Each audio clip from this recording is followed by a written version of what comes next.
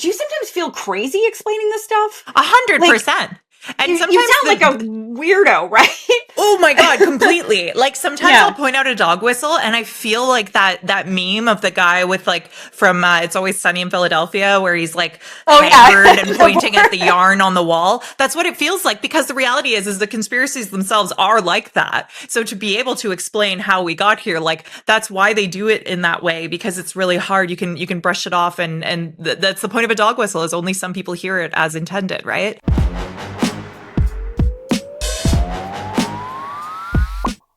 Hello, I'm Rachel Gilmore, your least favorite person's least favorite journalist. Welcome to Bubble Pop, a weekly show where I break down the biggest headlines so you don't have to doom scroll. Then we dig deeper into something juicy that you should know about. In this episode, we've got national security expert Stephanie Carvin on the show. We're going to talk about how we should actually understand all this chatter about foreign interference, and what to make of the threats to democracy coming from our own backyard. But first, the news. We've passed the halfway mark of the federal election campaign and things are heating up. So I'm going to devote this week's roundup to talking about the headlines related to that. Let's dive in.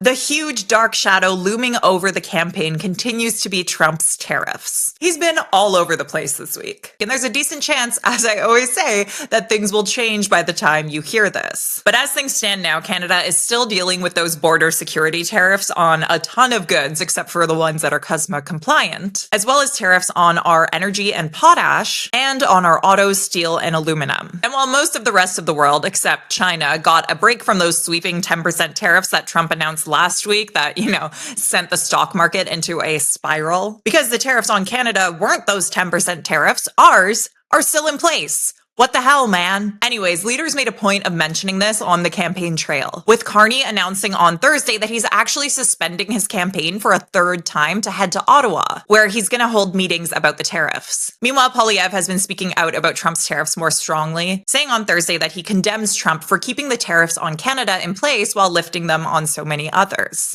We have to address once again yesterday's historic mistreatment of Canada by President Trump. I condemn President Trump for keeping the tariffs on Canada, all while he offered a 90-day pause on tariffs for dozens of other countries. It remains a mystery why the president treats Canada worse than dozens of other faraway countries who are not America's best friend. Despite Poilievre's effort to kind of pivot his messaging, at least in his speeches, Carney's Liberals are holding on to their lead in the polls, as the ballot box issue this election continues to be about who is best suited to handle Trump. Speaking of the polls, there's a brewing issue within the Conservative Party that's starting to make some people a little nervous. At a Poilievre rally this week, a group of supporters were wearing matching hats and hoodies that were emblazoned with the message, quote, "Do you believe the polls?" This prompted one Conservative strategist to take to Twitter and issue a warning. It read, quote, "Dear Conservative friends, stop. We have rules. We accept outcomes based on following those rules. Following rules is a core Conservative value. Please don't plant seeds to do the opposite." The Globe and Mail's Ottawa bureau chief Robert Fife also took to Twitter to share that he has heard the Conservative campaign manager Jenny Byrne has been telling people the Conservatives are, quote, "winning. Don't believe the polls. We have so many lawn signs and big rallies." This whole debacle led journalists to ask both Pierre Poilievre and Mark Carney whether they'll accept the outcome of the election, no matter who wins. And here are the clips of how both of them responded, starting with Mark Carney. Do you believe the polls right now, and do you commit to recognizing the result of the election, whatever it is? Jeez, of course. Okay.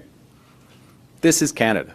This is Canada. I know there's certain parties that just import all their slogans and their policies from America, but let's not import that nonsense into Canada. We will have, and we are in the midst of, a fair and open and free election in Canada. And this is how Pierre Poilievre responded. We've met people at your rallies who don't believe the polls. Do you believe the polls, and can you commit today that you will respect the results of the election no matter the outcome? Yes, and that decision will be based on whether, after a lost Liberal decade of rising crime and costs and a falling economy under America's thumb, we can afford a fourth Liberal term. Meanwhile, Poilievre has seemed really excited about the size of his rallies lately. One rally this week, which saw former Conservative Prime Minister Stephen Harper rear his Lego-haired head again to endorse Pierre Poilievre over Mark Carney, apparently might have had as many as 15,000 people in attendance. That is impressive, but it was also in Alberta. And overall, we'll see if that rally size ends up translating into anything significant come election day. Either way, Poilievre has been very happy with the turnout. Listen to how he responded to a reporter's question about whether size really matters. At what point are you just talking in an echo chamber to people who already feel that way, or do you feel like these are broadening the tent of support to Liberal or undecided voters to get them on board with your campaign? I think it's pretty broad. I think how many people do you think we had last night? Thousands. Well, that's pretty obvious. I think you can be more precise than that. I don't. I mean, the party said 10,000 registered. There's reports of 15. I really can't say. One last question. When was the last time we had a rally that big in Canada? I don't know. I've never been to a political rally that big, I don't think. You know a lot about politics. You're a very well-informed person. I know that if there were a bigger rally than that, you would know about it. I think so. But I think it was pretty incredible. Were any of you there? This is magic. Now, that question you just heard was one of just 4 questions that was asked with no follow-ups, because that's how Conservative campaign press conferences go these days. And we know this because reporters are increasingly speaking out about the levels of media control coming from Poilievre's team. Not only does Poilievre only take 4 questions from 4 hand-picked journalists, after, at times, reportedly trying to find out what those questions are in advance, which is a big no-no, but staffers also reportedly hold up the microphone during questions and whisk it away before reporters can press Poilievre on his answer or, God forbid, ask a follow-up. At one press conference this week, where media was forced to stand in a little fenced-in area about 25 meters away from the leader, one journalist from CTV News decided to try her best to get her not-selected question to Pierre Poilievre anyways. She had to shout because of both the distance she was from the leader and the fact that she wasn't handpicked by the staffers, so she didn't have access to the microphone. And this is how that went. Call-in question from the phone line, and this will be the final question. Laurence Martin, Radio-Canada. Sorry, I'm listening to the question. Sorry, there's just a protester here. Go ahead. Sorry. Is there? We're listening. We're trying to listen for the next person who was asking a question. I think it's nous avons besoin d'une question en français. That's right. Poilievre referred to a journalist who is an accredited member of the Parliamentary Press Gallery as a, quote, protester. Nice. Meanwhile, the stakes are getting higher on the campaign trail. Not only are we getting more of a sense of the promises that the leaders say they'll make good on if they're elected, but a really important deadline passed in the last week. The nomination deadline. That means the current candidates are all locked in and can't be replaced. So parties hoping to inflict maximum damage on their political adversaries might have sat on any dirt they've dug up until now, especially when it comes to tight races. Because now, if they spill that tea, the candidate can't be replaced, which makes bad headlines potentially a lot more damaging. So far, the most prominent calls for resignations that have emerged are focused on 2 Conservative candidates. Aaron Gunn, who has made really disgusting comments about residential schools, continues to cling to his candidacy despite calls from several First Nations leaders for his party to give him the boot. And Andrew Lawton, who used to work for True North, if that rings any bells, is facing calls for removal from a Muslim group and some of his prospective constituents over his past comments about marginalized groups, including women, the Muslim community, and 2S LGBTQ+ groups. Press Progress also recently reported that Lawton was part of a secret Signal chat group during the so-called Freedom Convoy, where they chatted about a bunch of stuff, including, at times, ideas for social media posts. Meanwhile, there was a bit of an uptick in stories about foreign interests in our elections this week. And none of them had to do with Elon Musk. I know. I guess his plate is a little bit full destroying one democracy right now. On Monday, the Security and Intelligence Threats to Elections, or SITE task force, found a Chinese information operation was targeting Mark Carney over WeChat with positive and negative messaging. There was also a story from Global News about folks who have ties to a pro-Modi organization donating thousands of dollars to Poilievre's leadership campaign. And most recently, there was a Globe and Mail story about the person who replaced a booted Liberal candidate having some links to pro-China groups. But there are some really important important nuances when it comes to reporting on foreign interference that sometimes get missed in pursuit of a good headline. That's something we're going to get into a little later in the episode. The last thing I want to mention is that in the last week, we saw Mark Carney pressured to give a firm answer on two issues that I think are really important. The atrocities in Gaza, which both Amnesty International and a UN Special Committee have found to be a genocide, and trans folks' access to healthcare. On the latter issue, Carney was specifically pressed on Alberta's attacks on trans youth's access to gender-affirming care while he was campaigning in the province. He responded, quote, "Access to healthcare in Canada is not a business, it is a fundamental right, and we will defend it for all Canadians without exception." The implication of his statement was that this includes trans folks' access to healthcare, which is awesome to hear. But what was less awesome was that he didn't specifically mention trans folks, which makes me wonder if he's afraid of how that kind of a clip could be used against him, which is something I find really depressing. Still, it is a slightly better answer than Pierre Poilievre has given on this issue, given not only that he has defended Daniel Smith's actions to attack trans rights, but also the fact that he doesn't seem to understand that, like, non-binary people, trans people, intersex people, two-spirit people exist. Or at least he pretends he doesn't. Take a listen. Well, I'm not aware of any other genders than men and women. I mean, if you have any other that you want me to consider, you're welcome to tell me right now. Well, there's personally, I am a man. I am a Okay. People who say cis man. Good. There are people there who, they say they're Me too. gender I'm a neutral. Man. Well, you are a man. Yes. There are people there who say they're gender neutral. Yeah, they say they're gender neutral. They're a trans person. Is that something that you would recognize here? Whereas in the States, at least with their U.S. government, the way they're seeing it, there's only two. I'm only aware of two, but I mean, if you come up with another list, then you're welcome to do that. But I'm aware of two. Yeah. Meanwhile, Mark Carney has also been pushed on the issue of Palestine, with protesters showing up to his events to pressure him to speak about the issue. At a recent rally, one protester yelled, quote, "There's a genocide in Gaza." And Carney responded, quote, "I'm aware." But when pressed on Wednesday by a reporter to confirm if he actually meant what we thought he meant there, Carney said that he didn't hear the protester use the word genocide. The next day, he was explicitly asked if he considers what's happening in Gaza to be a genocide, and here's what he had to say. This question is in front of the International Court of Justice. The situation is a horrible situation.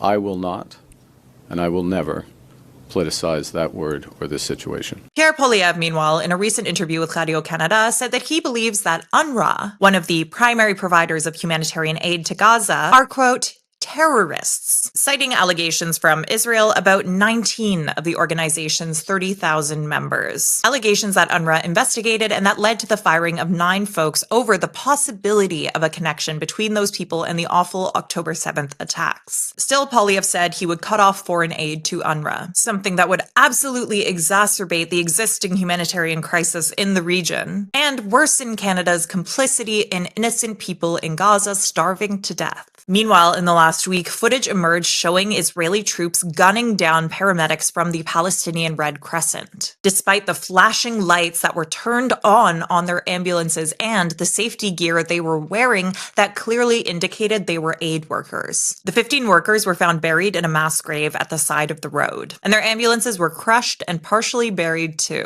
On top of that, Israel just killed 29 people, including children, with a strike on a residential building in Gaza. So now would be a really great time for any of our political leaders to show some moral clarity and bravery on this issue. I'm going to leave it there for the news this week. After the break, I've got Stephanie Carvin here. She's a former national security analyst and academic, and she's here to help us all make sense of the headlines that we're seeing about foreign interference, the things we can get right about them, the things we can get wrong, and the question of threats to our democracy that we grow in our own backyard. We'll be right back.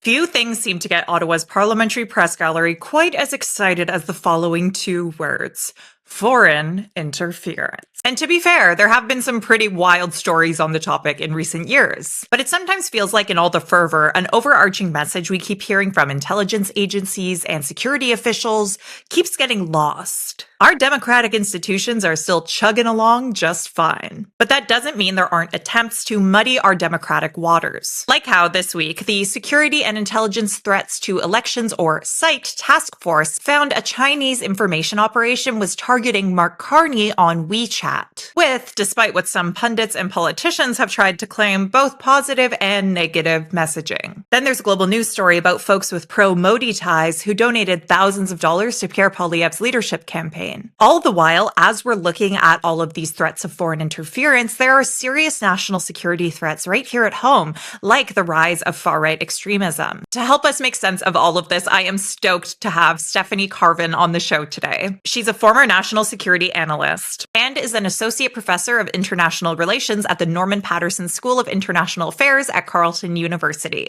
Her brain is very big, and today she is sharing it with all of us. Steph, so happy to have you on the show. Welcome to Bubble Pop. Thanks for having me on. I am super excited to be here. I'm a big fan. Oh, the feeling is mutual.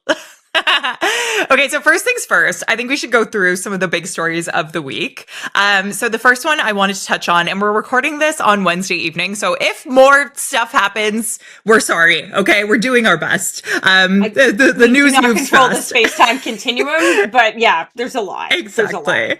Yeah. So the first one I wanted to talk about was the big global news story out today about folks with ties to pro-Modi organizations giving thousands of dollars to Pierre Poilievre's leadership campaign. Is that a big deal? What do you make of that story?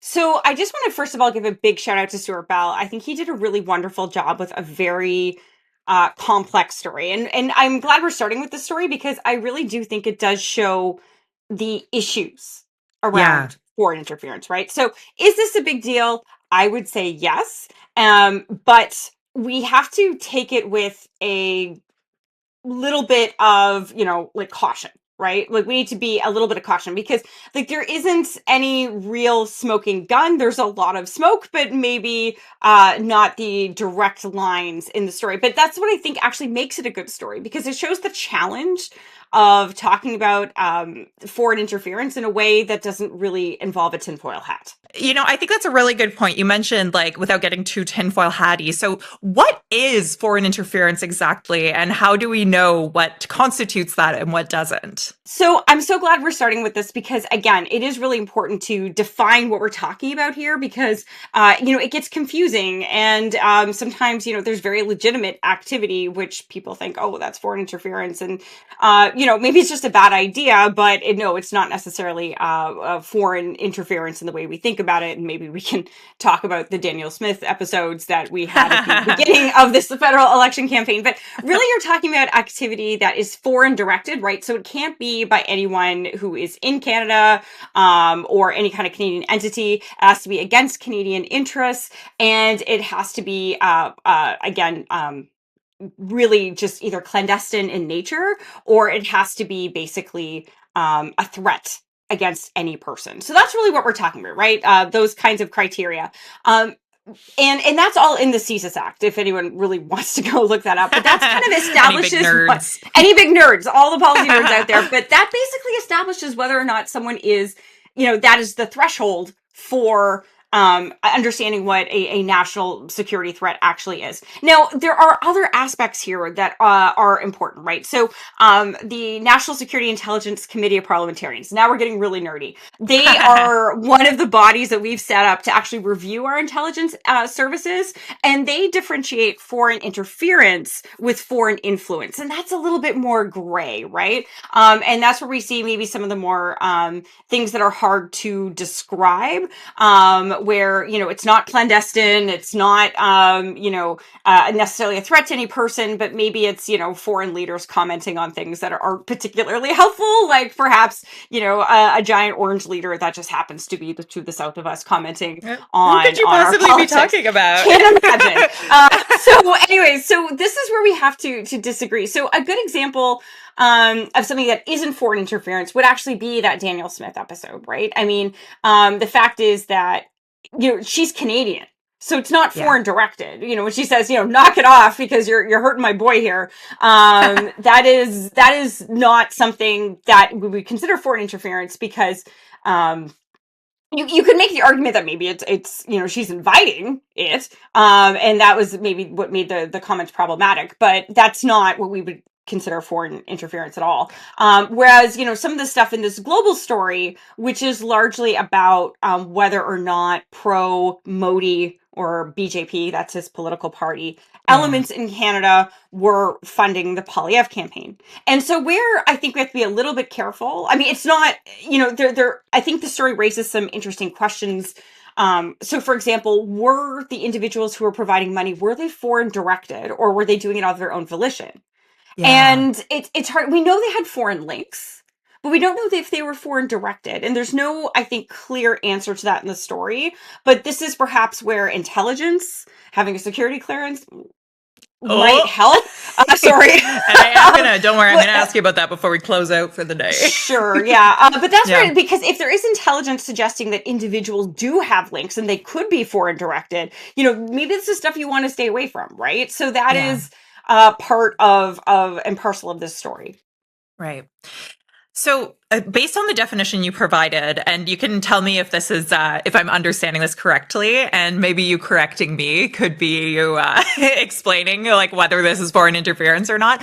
But the Mark Carney story, right? Like the site task force in talking about Mark Carney, the influence campaign targeting him through WeChat, they said that came from the PRC, right? So like that seemed to come from the Chinese government, which would make it foreign directed, correct? And therefore foreign interference. Yeah. Yes. So I did want to ask you about that story. I mean, like what is a significance that Canadians should attach to that? Because one thing I found interesting, sorry to ramble a little here, but the site task force was really explicit about the fact that it was both positive and negative. But we've seen a lot of journalists and politicians just hold on to the positive aspects and say China's been supporting Mark Carney, which feels incorrect. And the site task force was really clear about saying that we shouldn't grab a narrative out of this because we're kind of in a weird way doing the bidding of the effort from the Chinese government when we do that. So I guess I just want you to comment on all of that because you know a lot more about this than me. So I mean, is it for it? Yeah. Yeah, no, I mean, there's so much to unpack there, right? So, the site task force, that's the security and intelligence to elections task force, right? Yeah. This was established after the election in 2016 in the United States, and the Canadian government saw what happened. It was like, oh crap. And one of the things that came out of that election in the United States, where it was very clear that Russia had done the interference, was that the intelligence community knew, but was scared to come forward, and there was no mechanism to come forward because the intelligence community itself didn't want to look like it was interfering in the election. And then, so that interference was never really publicly acknowledged until the Robert Mueller report, and there was some intelligence community reports that came out after that. So this task force was set up to do that, and it itself has come under criticism. So in 2021, for example, it did note that there was some foreign directed activity regarding potentially some MPs out in BC, I believe, and potentially in parts of the GTA, the Greater Toronto Area. And but the thing is, it didn't reach a certain threshold, and the threshold that used to be whether or not Canada was still able to have a free and fair election. So there was this kind of micro-targeting, but the idea that this was affecting the election overall was probably not the case. And that was also found to be the case by the Foreign Interference Commission, which, if you remember, like way back in January, actually published this very long 800-page report that basically... I think you can just see it at the edge of my frame there. It's there you go. Yeah, just sneaking in there. Nice little cameo. I like that for us. So all of this to say is that we've seen an evolution in this task force that basically it's now identifying things publicly that, okay, it's not saying that the election has been compromised. It's not saying that Canada can't have have a free and fair election, but it is identifying activity that's problematic. And I think this is a good thing. So what did they actually say? I mean, I think you summarized it well, that basically there is a campaign around Mark Carney, which is amplifying. I mean, I looked at some of the messages, and I'm going to be honest with you, I don't speak Chinese, but the translation seemed to suggest that it was kind of like a pretty milquetoast endorsement. Like, it was kind of like, Mark Carney and the president of the United States spoke and he did a good job. Like, it wasn't exactly like a full-throated, like, this is a man of the future. This is a man, we can do business with. It was nothing like that. And then, it was all kind of messages around that. So I would agree with the site task force in that, okay, we need to be cautious in determining the motivation, I think, for a couple of reasons. One is that we don't, like, the actual person who made the message is almost certainly, I think it's the #1 news account. Yeah, they were WeChat saying something like that. Yeah. Yeah, really popular news account. So we have to assume that they probably have some kind of PRC support, or at least that they're allowed by the PRC, which because they're in China. But their purpose in saying that could have been different from the reasons it was amplified. Right? Because the person who wrote it wasn't the people who were amplifying it. And those people were actually identified with 2 other campaigns. The campaign that went after Michael Chong, that was identified last year, as well as a campaign targeting Chrystia Freeland during the Liberal leadership campaign. So this is the same bot network. So it's possible that they just simply were experimenting. Right? That this was, because they're just trying to, like, maybe were they just testing out their techniques? Were they testing out their capacity? So we have to be careful in assuming this was a full-throated endorsement. This just may have been a way to test the waters. Like, how are we at this is a new guy. We don't really know him. We don't know how well messages will spread in the community. So let's try and spread some. Let's spread something and see what happens. That's one of the possibilities. Or alternatively, it could have been. Maybe they considered that a full-throated endorsement. I don't know. Well, my understanding was there were a few negative ones. Like, I think they mentioned a few examples that were a little less glowing, but it was just like a mess. Even the like glowing ones were odd. Yeah, It's just. It seems like it was just like a pollution effort, honestly. Yeah, but I don't know. I mean, that's kind of the whole point that they were saying is like we don't know what the goal was, right? Right. And there could even be something counterintuitive going on, right? Like, if it gets into Canadian hands that they were doing this, positive messaging, then, we're seeing now that that's being used to attack Mark Carney. So I think that there's a lot of like 3D chess that you could absolutely tinfoil the hell out with this if you think too much. So the reason, but that's just it. So, like, we can spend a lot of the media. So a lot of the media who were commenting on this were effectively, I think they wanted to know what the intention was, but I was trying to say, look, it's not necessarily the intention here. It's the fact that what happened was they detected this attempt, right? Yeah. The fact that this was, there was an attempt here to kind of try and work the algorithm, that it was inauthentically coordinated or amplified. And so for that reason, that's why they felt they had to come forward. It was the attempt. It might not be possible for us to ever understand what they were thinking when they picked these kind of very odd messages to circulate. Which again leads me to believe that maybe this was just a test run. But the fact is that this inauthentic attempt was coordinated, and I think it's good to come forward with that, right? Because it reminds Canadians that this is something that's happening, and it is something that will probably happen in the next 2 to 3 weeks. We may see more examples of this coming forward. And this kind of raises an interesting thing that I do think about a lot, because I sometimes feel like there is a bit of a fixation on foreign interference stories from the Parliamentary Press Gallery. We get really excited about them. Like, I remember I went to the Press Gallery dinner like 2 years ago, and all the jokes all night were foreign interference. And I was like, damn. And I had been laid off a few months prior, so I was out of the bubble a bit, and no one, it felt like, was really talking about it to the same degree. But I guess that one thing that stood out to me there is the Foreign Interference Commission highlighted that trust in democracy is hugely important.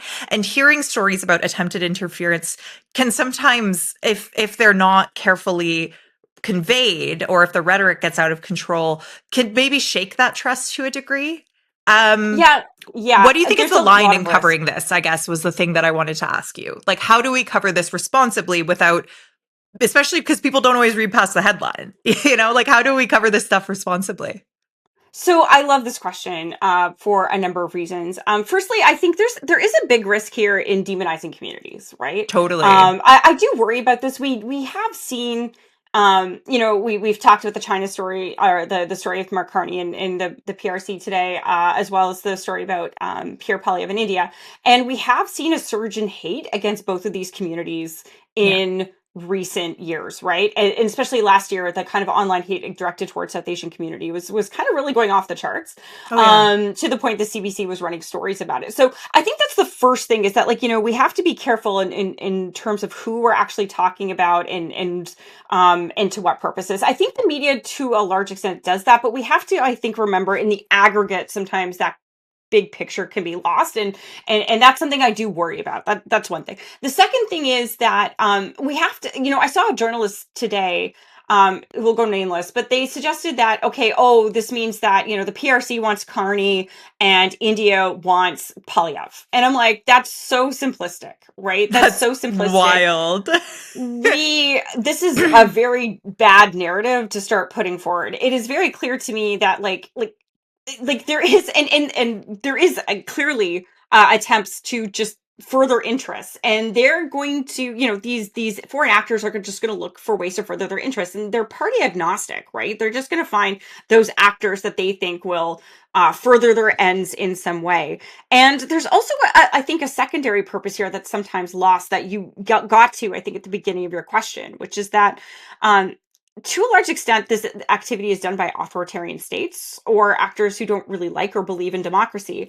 And they love it when we're fighting each other, that when we lose trust in our system, when we lose trust in our democracy.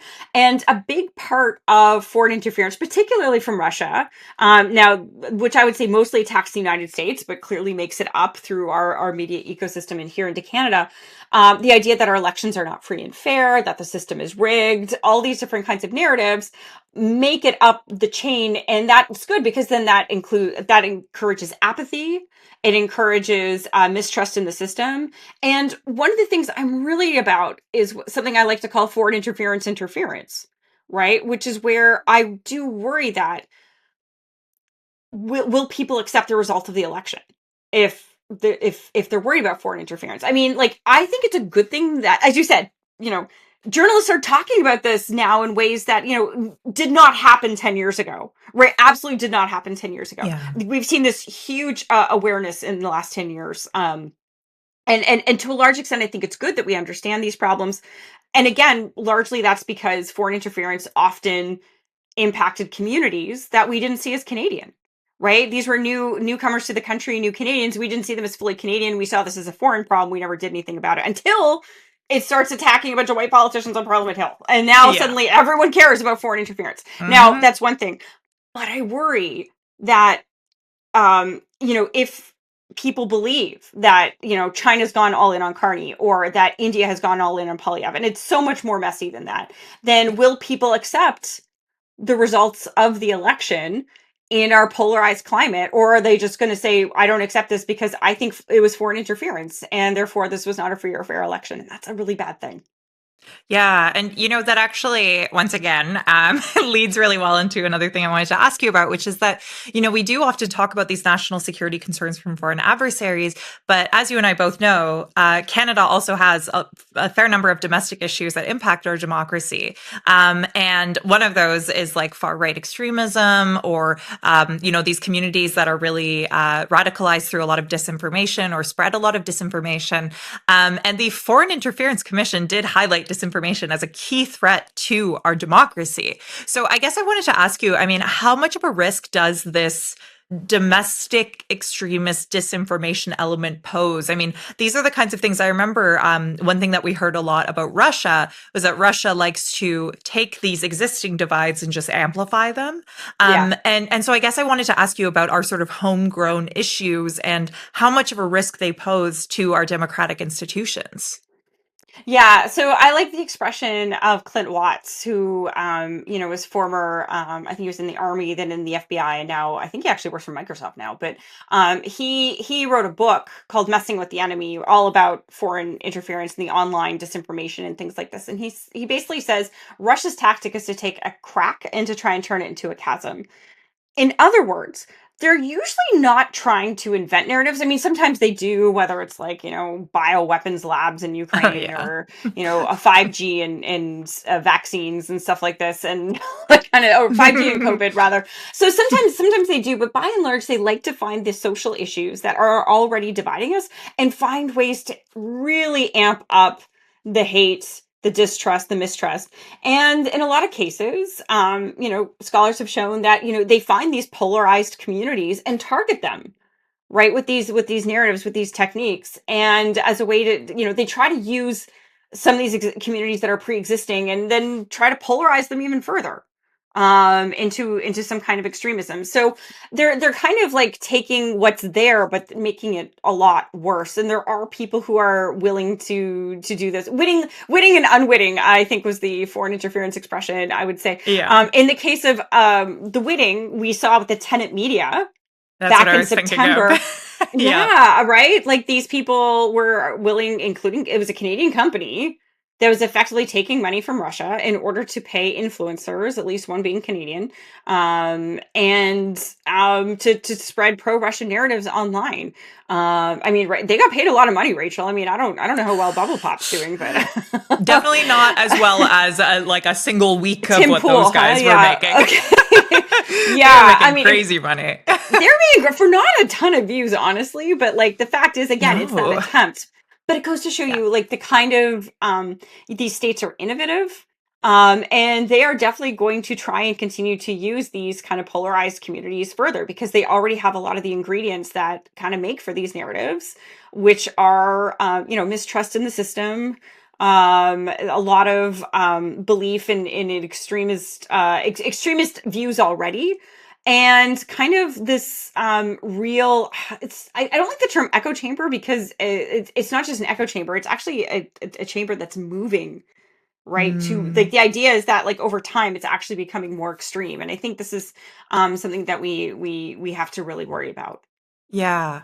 Yeah. And I guess I wanted to ask you about politicians' responsibilities here because, one thing that I've noticed is a certain amount of dog whistling of some of the conspiracies that you see circulating in these communities. Like, when politicians, who shall remain nameless, Bernier and Polyev talk about eating bugs, or, things like that. I mean, it's stressful because I worry about that validating some of the concerns that these folks have. Although I guess conversely, maybe it could invalidate it because they so inherently are distrustful of politicians and institutions that maybe hearing that from their mouths, they're like, oh, maybe this isn't something we should listen to. Now I'm getting too big brain with it. But what do you think of where is the responsibility of politicians to be cautious with these narratives as we deal with these rising disinformation threats? You know, it is interesting. I will say I have been on the World Economic Forum website. There is actually a lot on bugs.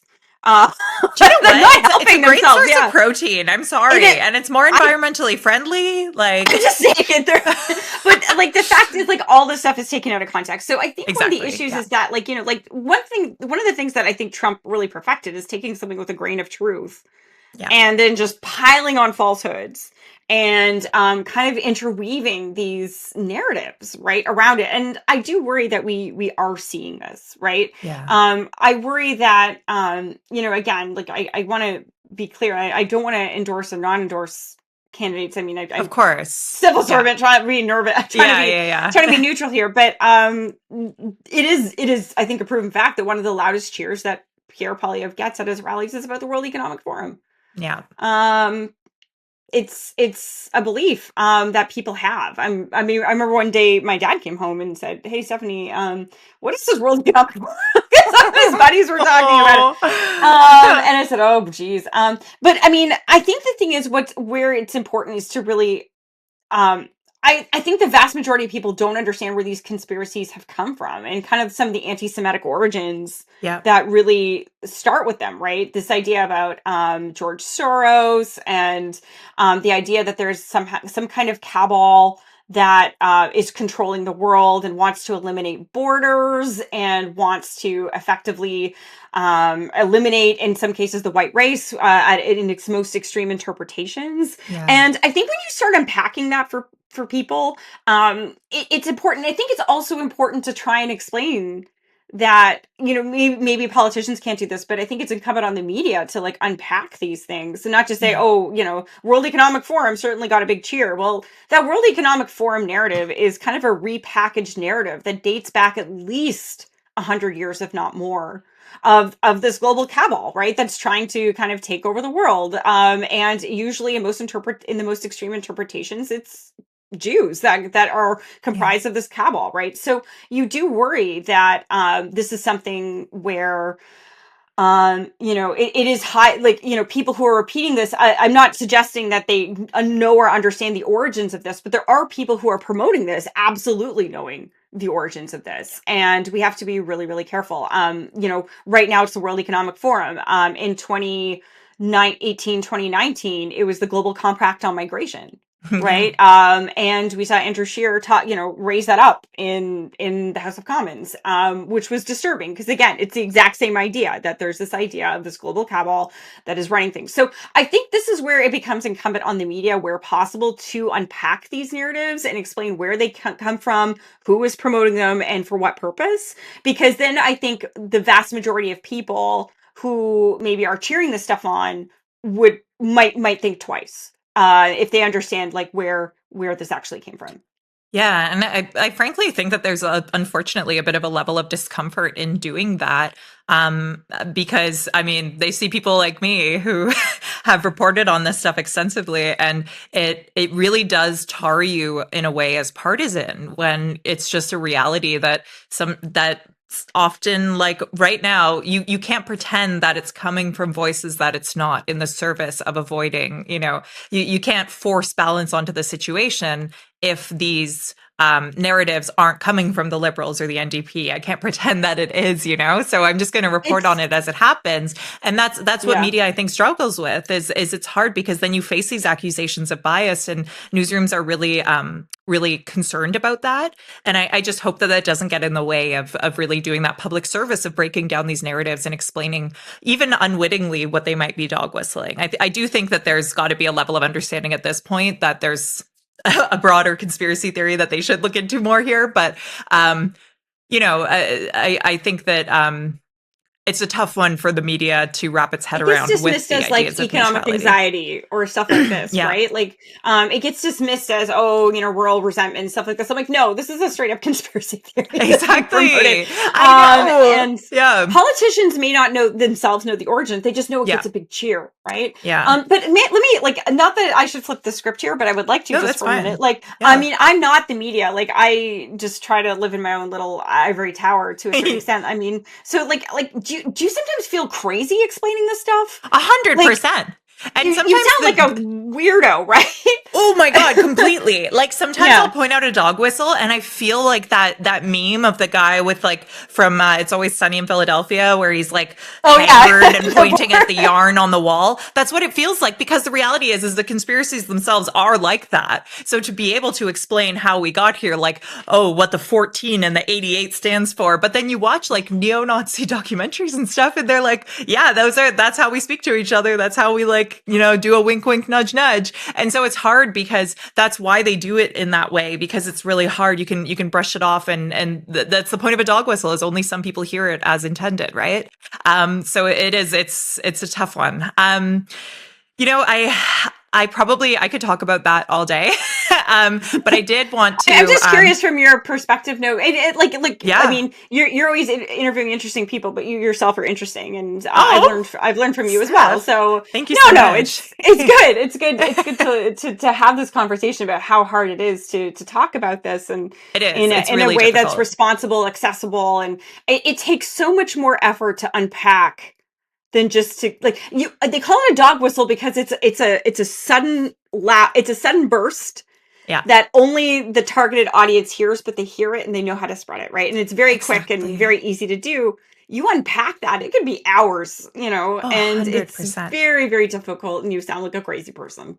Yeah, particularly when the intention is to maintain that plausible deniability. That's, And it's a joke. Oh, it's a Yep. joke. The irony No, poisoning. Oh my God. It's out of Yeah. control. Oh my God. We'll have to do another episode, like talking Separate about that kind episode. of thing Yeah. sometime.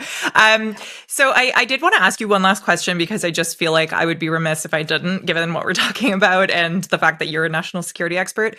The security clearance thing. Oh, yeah. What do you make of his reason for not getting it? Like, he says that he would be gagged. Pierre Poilievre, for anyone who I'm assuming that most people listening know about Pierre Poilievre not getting his security clearance, and the fact that he says Unlike that all if the he other got leaders. yeah, all the other leaders have it. And he believes that he would be gagged if he got briefings on stuff. He then wouldn't be able to speak about certain issues. What do you make of that excuse? What do you think of the fact that he won't get it? I think that some people do get conspiratorial with this too. So Yes. it's a hard thing to talk about responsibly as well. This is absolutely, yeah. No, I get people in my DMs all where people ask me like, "Oh, Pierre Poilievre, he's a Russian asset. He's a Russian." Oh my God. He's not. Like he's Come like, on, no, I mean, people. like I think he's just conspiracies are partisan not. and just like that's what it is. This is what he views as politically beneficial. But I want to hear from the expert. Well, this is no, but I think this is right. But just to show that conspiracy theories are not like all from one side. Just to be exactly. clear. I mean, I'm not trying to both sides it, but like no, it is but it hear. is true. Like you're not immune from conspiracies just because you're from a particular political. I mean, my mom is absolutely convinced the lottery is rigged.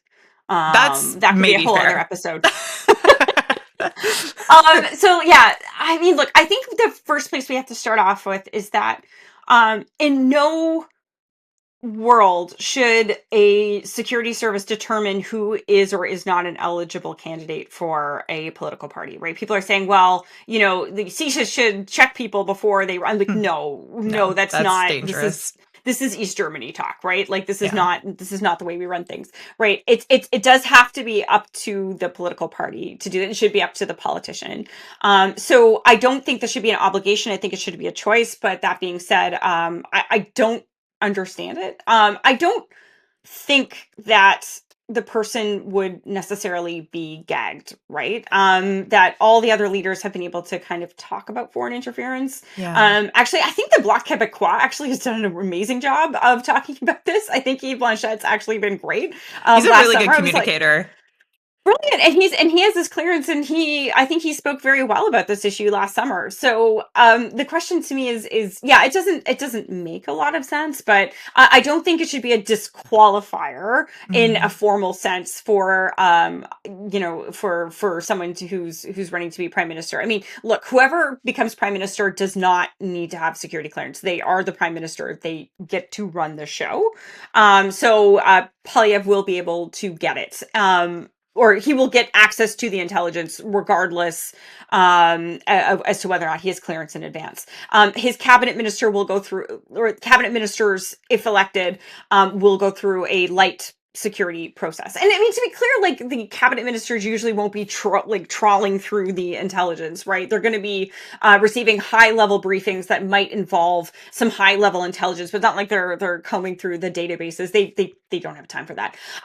So yeah, I mean, it's an odd issue. I think it's kind of because foreign interference does seem to be coming back again and again in this election in weird ways. I think it has continuously raised this question. So I don't understand why he just didn't go through it, but that's his choice. It's for him to defend, and I think the public should judge him on his decisions and whether or not it even matters to them, because quite clearly a lot of people it doesn't matter at all, and that's just the way it is. But I don't think, put it this way, I don't think him having a security clearance would necessarily bar him from speaking out on certain issues, because certainly we have seen other candidates or other party leaders with that clearance being able to speak about these issues in fairly good and useful ways.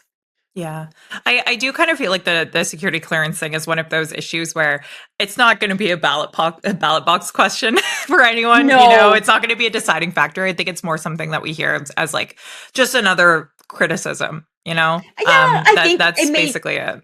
Like, yeah, it may shape these kinds of things, but like at the end of the day, the reason you should get the clearance is to protect your party. Yeah. Right. This isn't about, Kim getting the crown jewels. It's about being like, we talked about earlier. Hey, there's individuals here who may have links to a foreign government that are trying to fund your campaign. This is not in your interest. Or, maybe you want to take another close look at this and be sure this is something that you want, that this is you're okay with. That is the kind of briefing that would be useful to protect your party down the line. And that's why I think leaders should get a clearance. But again, CISA should not be predetermining or screening candidates. This is just something that parties should use as a tool to protect themselves, knowing about the kinds of threats that are out there. Yeah. Yep. I think that makes a lot of sense. Okay, Steph, I have one last question for you, and then I should let you go because I've already held you for longer than I initially said I would. I wanted to just ask, what is the main thing that you think, and that's a really big question to just throw at you, that Canadians should keep in mind on this topic, on foreign interference and national security, which is a massive topic that maybe they don't normally have front of mind? Is there anything that you want to leave them with? I think I would just go back to this idea that it's complex. This isn't about, China supporting one party, India supporting another party, Russia supporting a party. There is a very real threat that foreign actors want us to lose faith in our democracy. And that this is a real threat if people don't believe in be critical of the democratic institutions. I'm not saying you have to be a cheerleader. Absolutely. There's lots that we could improve about our democratic processes. But fundamentally lose faith in a kind of way that you feel that, there's no point in participation whatsoever. Or that, all results of elections are predetermined and things like this. I think there's a real asset to that, because then if we're spending a lot of time fighting each other, then we're not really looking at what's happening abroad, or it's harder for us to critique the authoritarian practices that are happening abroad as well. So I think it's that. And I think the other thing to remember is a lot of the attention on this has been on politicians. But the reality is that foreign interference is something that has plagued, our equity deserving communities for some time, our new Canadians and things like this. And we need to remember that as well. And for all of the rightful concerns we have about this, transnational repression is getting a little bit more attention. But I hope we don't lose sight of that once this election is over.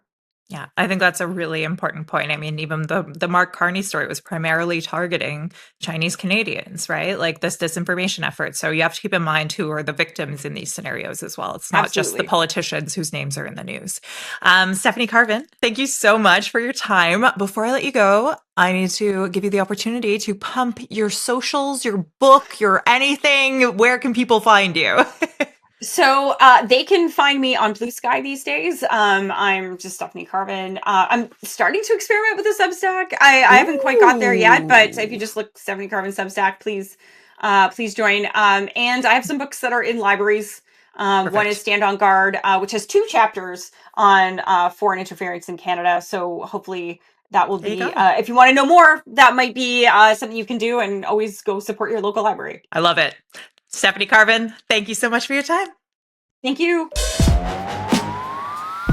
Thank you for listening to this week's episode of Bubble Pop. I'm Rachel Gilmore, your least favorite person's least favorite journalist. If you enjoyed this episode, consider subscribing to Bubble Pop on Substack, Patreon, YouTube, and wherever you like to listen. You can also find me on TikTok, Instagram, Twitch, and Blue Sky. I'd like to say a special thank you to Hans Bibian Wenzel for making the incredibly groovy music for Bubble Pop. You can find more of his stuff on Spotify under the artist name Hans. That's a lowercase h with an exclamation mark. Thanks again for spending this time with me. This is my dream job, and I couldn't do it for a second if I didn't have your support. So thank you, and I'll see you next time.